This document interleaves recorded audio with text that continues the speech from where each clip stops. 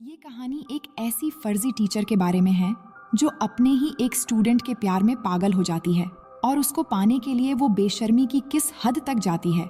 आज की कहानी में हम जानने वाले हैं। तो कहानी की शुरुआत में हमें जेसन नाम के एक जवान लड़के को दिखाया जाता है जो एक स्टूडेंट होने के साथ साथ एक सोशल मीडिया पर्सनैलिटी भी है और फेसबुक पर उसके कई सारे फॉलोअर्स भी हैं क्योंकि सिंगिंग जेसन के पैशन होता है। इसके बाद हमें एक कैथलिक स्कूल को दिखाया जाता है जहां जेसन के पेरेंट्स समर वेकेशन के बाद जेसन और उसकी बहन जोई को स्कूल छोड़ने के लिए आए हैं। वही सारा नाम की एक लड़की को भी दिखाया जाता है जो जोई के रूममेट होती है और वो जेसन को लाइक करती है। जेसन के फादर चाहते हैं कि जेसन सिंगिंग छोड़कर अपनी पढ़ाई पर ध्यान दे, पर जेसन म्यूजिक को अपना प्रोफेशन बनाना चाहता है। वहीं सिस्टर रेबिका को दिखाया जाता है जो जेसन और जोई की टीचर है और वो जेसन के पेरेंट्स से ये प्रॉमिस करती है कि वो जेसन और जोई का ख्याल रखेंगी। इसके बाद सिस्टर रेबिका स्कूल की नई टीचर सिस्टर सोफिया से मिलती है जिसका आज स्कूल में पहला दिन है। वो सोफिया को इस स्कूल के नियम कानून बताते हुए ये कहती है कि यहाँ टीचर्स के लिए प्रोटोकॉल है कि वो स्कूल में बिना मेकअप के आए। जिसके बाद सिस्टर सोफिया अपनी लिपस्टिक मिटाने लगती है। इसके बाद सिस्टर रेबिका सोफिया को पूरा स्कूल दिखाने लगती है तो वहीं पर इन्हें जेसन मिलता है। तो सिस्टर रेबिका उससे उसकी नई टीचर सिस्टर सोफिया से मिलवाती है, लेकिन सोफिया ये देखती है कि आज जेसन थोड़ा अपसेट है, जिस पर सिस्टर रेबिका उसे बताती है कि जेसन ने नशे के हालत में अपने फादर की कार का एक्सीडेंट कर दिया था। तब से जेसन के डैड उससे नाराज रहते हैं और जेसन स्टूडेंट होने के साथ साथ एक सोशल मीडिया पर्सनैलिटी भी है।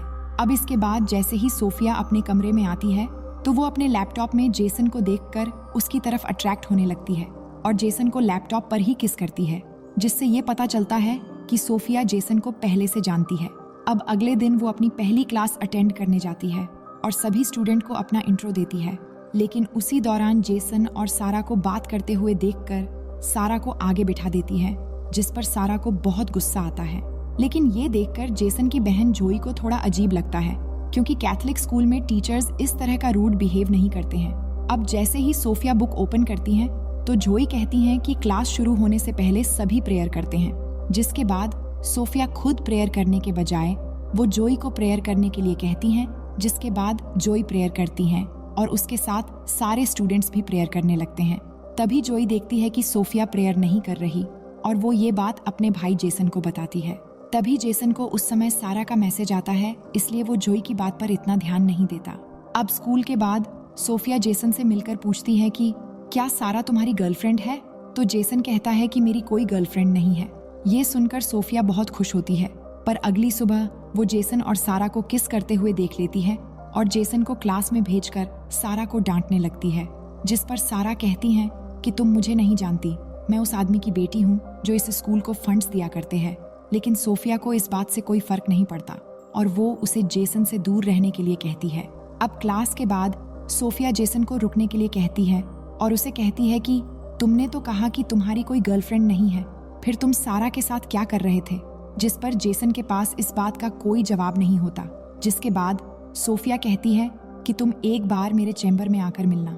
अब थोड़ी देर बाद जब जेसन सोफिया से मिलने के लिए जाता है तो वो देखता है कि सोफिया अपनी बॉडी को मॉइस्चराइज कर रही होती है।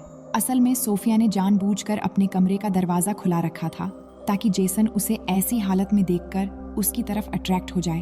अब अगली सुबह सोफिया जेसन से पूछती है कि वो उससे मिलने क्यों नहीं आया, जिस पर जेसन कहता है कि वो भूल गया था। अब यहाँ जेसन और जोई को स्कूल आए हुए एक हफ्ता हो चुका है और वीकेंड पर उनके पेरेंट्स उन्हें अपने घर लेने के लिए आए होते हैं। वहीं सिस्टर सोफिया का जेसन के बगैर मन नहीं लगता, इसीलिए वो सिस्टर रेबिका से अपने आंटी की तबीयत खराब होने का बहाना करके स्कूल से लीव ले लेती है। इधर घर पर जेसन अपने डैड से कहता है कि वो स्कूल से 1 साल की छुट्टी लेकर अपने पैशन पर काम करेगा, लेकिन उसके डैड चाहते हैं कि वो अपना फोकस पढ़ाई में लगाएं, जिस पर इन दोनों के बीच बहस हो जाती है और जेसन नाराज होकर बाहर आ जाता है और अकेले ही बाहर गाना गा रहा होता है। इसी दौरान सोफिया अपनी कार लेकर जेसन के घर आती है और छुपकर उसकी सिंगिंग को एंजॉय कर रही होती है। तभी जेसन को सारा का कॉल आता है, जिससे सोफिया गुस्सा होने लगती है और तभी सोफिया का पैर गलती से किसी चीज से टकराता है और आवाज आने पर जेसन उसकी तरफ बढ़ने लगता है। लेकिन तभी जेसन को जोई का मैसेज आता है और वो वापस अंदर चला जाता है। अब सोफिया किसी तरह सारा को जेसन से दूर करना चाहती है, इसलिए वो अपनी पहली चाल चलती है, जिसमें वो रात को सारा के कमरे में जाकर उसकी बुक में ड्रग्स रख देती है। लेकिन बाहर निकलते समय उसका सामना सिस्टर रेबिका से होता है, तो वो उन्हें बताती है कि उसे किसी की आवाज सुनाई दे रही थी, इसीलिए वो देखने के लिए यहाँ आई थी।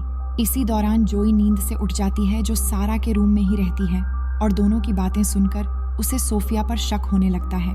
अब अगली सुबह क्लास में सोफिया सारे स्टूडेंट्स को वही पेज ओपन करने के लिए कहती है जिस पर उसने सारा की बुक के उसी पेज में ड्रग्स रखा था। जिसके बाद वो सारा को ड्रग्स के साथ पकड़ लेती है और उसे कहती है कि तुम्हें इसके लिए बहुत बड़ी सजा मिलेगी। जिसके बाद इस बात की खबर पूरी स्कूल में फैल जाती है, जिसे सारा को स्कूल से सस्पेंड कर दिया जाता है। इसके बाद सोफिया सिस्टर रेबिका से कहती है कि आपको इस स्कूल की रेपुटेशन बचाई रखनी है तो आपको बॉयज़ के कमरों की भी तलाशी लेनी चाहिए। जिस पर सिस्टर रेबिका जेसन और उसके दोस्तों के कमरों की तलाशी लेते हैं और उन्हें जेसन के बेड से शराब की बोतल मिलती है। दरअसल ये काम भी सोफिया ने ही किया होता है, लेकिन जेसन टीचर्स को कहता है कि मुझे नहीं पता कि ये बोतल कहाँ से आई और किसने रखी है। अगर आपने मुझे सस्पेंड कर दिया तो उस काम के लिए मेरी लाइफ बर्बाद हो जाएगी, जो काम मैंने असल में किया ही नहीं। और अगर मेरे डैड को ये बात मालूम हुई तो इस बार वो मेरी जान ले लेंगे। ये सुनकर सोफिया उन्हें एक सुझाव देती है, जिसमें जेसन की सजा ये होगी कि वो 1 हफ्ते तक स्कूल के वो सारे काम करेगा जो अक्सर यहाँ की सिस्टर्स किया करती है, और जेसन भी इसके लिए मान जाता है। अब इसके बाद हमें पास्ट का एक सीन दिखाया जाता है कि किस तरह सोफिया ने सोशल मीडिया पर जेसन को देखा और वो उसके सॉन्ग्स और उसके आवाज की फैन हो गई, और वो जेसन से मिलने के लिए सोफिया नाम की एक सिस्टर जो उसी स्कूल में ट्रांसफर होने वाली थी, उसका मर्डर करके उसे ठिकाने लगा दिया और उसकी जगह सारे डॉक्यूमेंट्स चेंज करके सिस्टर सोफिया बनकर स्कूल में एंटर हो गई। अब कहानी प्रेजेंट टाइम में आती है, जहां हम देख पाते हैं कि जेसन स्कूल के काम कर रहा है और पौधे लगा रहा है। इसी समय सोफिया वहां आती है और हेल्प करने की बहाने उसको उकसाने लगती है। वहीं जोई ये सब नोटिस कर रही होती है। अब अगले सीन में हम देखते हैं कि सोफिया आखिरकार सारी धार्मिक हदों को पार करते हुए रात को जेसन के कमरे में एंटर हो जाती है, और अंदर जाते ही वो मोबाइल रिकॉर्डिंग ऑन करके रख देती है और अपने गले से नेकलेस उतारती है। तभी जेसन की नींद खुल जाती है और वो देखता है कि सिस्टर सोफिया उसके सामने है और उसे अजीब लगने लगता है। लेकिन सोफिया जेसन को अपनी अदा में बहकाने की कोशिश करती है और पास आकर जेसन को किस करने लगती है। लेकिन जेसन को डर लग रहा था कि ये सब पाप है और उन्हें ये सब नहीं करना चाहिए, पर सोफिया के मनाने पर वो उसकी बहकावे में आ जाता है और आखिरकार दोनों एक दूसरे के बिल्कुल करीब होकर इंटीमेट हो जाते हैं। अब अगली सीन में हम देख पाते हैं कि जेसन रिग्रेट होकर चर्च में जाता है फादर से इस बात का कन्फेस करने के लिए कि उसे एक बहुत बड़ा पाप हो गया है। अब वो जैसे ही फादर से माफी मांगने लगता है, तभी वो देखता है कि वहाँ फादर की जगह सोफिया है और वो उधर ही आकर उसके गोद में बैठकर उसे किस करने लगती है और एक बार फिर से दोनों वहाँ पर इंटीमेट होने लग जाते हैं। अब इस इंसिडेंट के हुए 1 हफ्ता गुजर जाता है और जेसन अपने घर चला जाता है, जहाँ उसे सारा का मैसेज आता है जिसमें वो उसे रात की पार्टी के लिए इनवाइट करती है। वहीं सोफिया भी स्कूल से निकल रही होती है, पर तभी वो सिस्टर रेबिका को किसी और स्कूल के फादर से असली सोफिया के बारे में बात करते हुए सुन लेती है, जिससे उसको ये पता चलता है कि वो फादर असली सोफिया को बहुत पहले से जानते हैं। ये सुनते ही वो घबराकर कार की तरफ बढ़ने लगती है, लेकिन तभी सिस्टर रेबिका उसे देखकर कहते हैं कि तुम कहाँ जा रही हो, जिस पर सोफिया उन्हें अपनी आंटी की मेडिकल इमरजेंसी का बहाना करके वहाँ से निकल जाती है। अब उसी रात जेसन अपने डैड से कहता है कि वो सारा के घर पार्टी में इनवाइटेड है, लेकिन उसके डैड उसे जाने से मना कर देते हैं, जिससे इन दोनों के बीच हमेशा की तरह बहस हो जाती है। जिसके बाद जेसन अपने डैड की परमिशन के बिना ही सारा के घर निकल जाता है और वहीं सोफिया भी उसे फॉलो करती हुई उसके पीछे चलने लगती है। अब जेसन सारा के घर जाकर काफी शराब पीता है, जिसके बाद सारा उसे एक कमरे में ले जाती है और दोनों एक दूसरे को किस करने लगते हैं। पर इसी दौरान जेसन को सोफिया के साथ किए हुए इंटीमेट सीन याद आने लगते हैं, जिसके बाद वो एक बियर बोतल लेकर वहां से निकल जाता है, लेकिन उसको पुलिस खुलेआम बियर की बोतल के साथ पकड़ लेते हैं। पर तभी वहां सोफिया आकर पुलिस को बताती है कि जेसन मेंटली काफी डिस्टर्ब है और उन्हें वो कन्विंस करती है कि वो जेसन को जाने दे, जिसके बाद सोफिया की बात मानकर पुलिस उसे जाने देती है। अब जेसन सोफिया से कहता है कि वो नशे की हालत में घर नहीं जा सकता, इसलिए सोफिया उसे होटल के एक रूम में ले जाती है। वहीं हम देखते हैं कि जेसन की माँ उसके डैड को ये समझाने लगती है कि उन्हें जेसन को उसके पैशन के लिए 1 साल का समय देना चाहिए, जिस पर जेसन के डैड मान जाते हैं और उसे घर वापस लाने के लिए जाते हैं। वहीं इधर जेसन को रूम में लेकर आने के बाद सोफिया अपने कपड़े उतारने लगती है ताकि दोनों फिर से इंटीमेट हो सके। पर जेसन को शक होने लगता है कि वो हर जगह उसे फॉलो कर रही है और वो कहता है कि हम दोनों ने आज तक जो भी किया वो वाकई में एक बहुत बड़ा पाप है और मैं इस रिग्रेट से बाहर नहीं निकल पा रहा हूँ और अब आगे से हम दोनों ये सब कभी नहीं करेंगे। लेकिन सोफिया कहती है कि हम दोनों के बीच काफी सिमिलैरिटीज है और हम दोनों के ही डैड हमें नहीं समझते और हम दोनों एक दूसरे से मिले ही इसलिए कि दोनों एक दूसरे के साथ रह सके। लेकिन जेसन सोफिया की कोई बात नहीं मानता और वो सोफिया को उधर ही छोड़कर चला जाता है, जिससे सोफिया को बहुत गुस्सा आता है। वहीं जेसन के फादर उसे ढूंढ लेते हैं और उसे कहते हैं कि उन्होंने कहीं ना कहीं जेसन को फोर्स किया है और वो उसे सॉरी कहकर उसे एक मौका देने की बात करते हैं। अब अगले दिन सुबह जब जेसन और जोई दोनों स्कूल के लिए निकलते हैं तो सोफिया भी वहां होती है और वो उन्हें देखकर कार स्टार्ट करके जाने लगती है। तभी जोई उस कार को देख लेती है और स्कूल आकर उस कार को ढूंढ भी लेती है और नंबर के जरिए ऑनलाइन चेक करती है, जिससे उसे पता चलता है कि वो कार सोफिया के नाम पर ही रजिस्टर है, जिससे जोई को ये यकीन हो जाता है कि वो सोफिया ही थी जो उनके घर के बाहर ठहरी थी।